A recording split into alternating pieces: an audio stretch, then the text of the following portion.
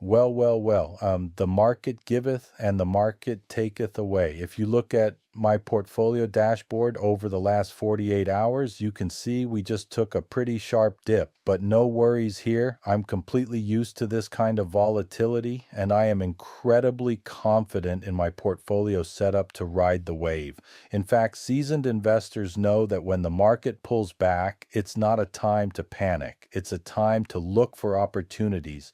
Whether you are managing a $500 account or a fully matured nest egg, the rules of protecting and deploying your wealth remain exactly the same. Today, I'm pulling back the curtain on the 3 non-negotiable rules I use to keep my portfolio safe, steady, and growing through the chaos. Plus, I'm going to show you a real-time example of these rules in action because this morning I am taking advantage of this exact dip and putting an additional $2,000 of my own cash into a specific high-yield position. Rule number 1 is simple. Never buy a stock based on the yield alone. Buy it based on the earnings coverage. A dividend is only as good as the company's ability to pay it. If a stock yields 12%, but the company is spending 110% of its profits just to maintain that payout, that dividend is a ticking time bomb. It's only a matter of time before they cut it, which triggers a massive sell-off, destroying your principal value. When I look at an income asset, I want to see a stable payout ratio.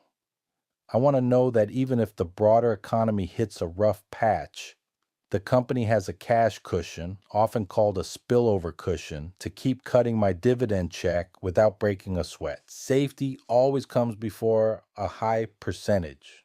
Rule number 1 is simple. Never buy a stock based on the yield alone. Buy it based on the earnings coverage. A dividend is only as good as the company's ability to pay it. If a stock yields 12%, but the company is spending 110% of its profits just to maintain that payout, that dividend is a ticking time bomb. It's only a matter of time before they cut it, which triggers a massive sell-off, destroying your principal value. When I look at an income asset, I want to see a stable payout ratio. I want to know that even if the broader economy hits a rough patch, the company has a cash cushion, often called a spillover cushion, to keep cutting my dividend check without breaking a sweat. Safety always comes before a high percentage. To show you exactly how I apply these rules in the real world, let's look at a move I am making this morning. I am adding an extra $2,000 into Ares Capital Corporation, ticker symbol ARCC. Now, on paper, ARCC is a business development company that carries a massive high yield. Normally, that would flash a red flag for a yield trap, but it passes my safety rules with flying colors for 3 reasons. First, scale. RCC is the largest publicly traded BDC in the country, backed by an institutional giant managing over $400 billion. They get first dibs on the absolute best deals in the middle market. Second, the dividend is fully covered by their net investment income. They consistently earn more cash than they pay out to investors. And third, structure. The vast majority of their portfolio is made up of first lien, senior secured loans. That means if a company they lend money to goes under, ARCC is first in line to get paid back. They hold the collateral. By adding $2,000 to this position today, I am safely bumping up my predictable, recurring cash flow while letting my tech positions handle the heavy lifting for growth.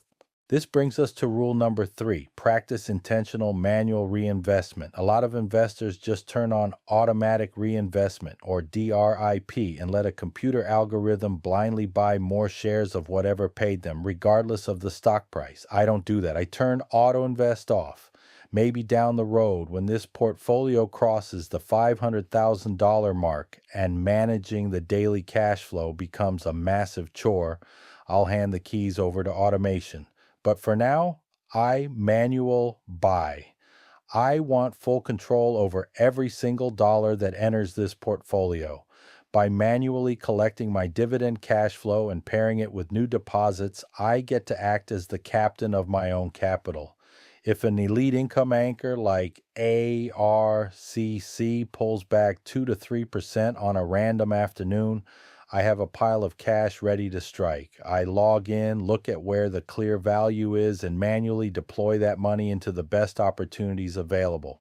At the end of the day, a successful portfolio isn't about bragging or chasing speculative hype. It's about building a defensive, reliable machine that protects your capital while giving you predictable freedom. If you want to follow along with a transparent, real money strategy where growth meets consistent income, hit that subscribe button, turn on notifications, and join the journey. Let me know in the comments below. What is your single favorite income anchor right now? And are you adding to it this week? Let's talk strategy. Thanks for watching, and I'll see you in the next video.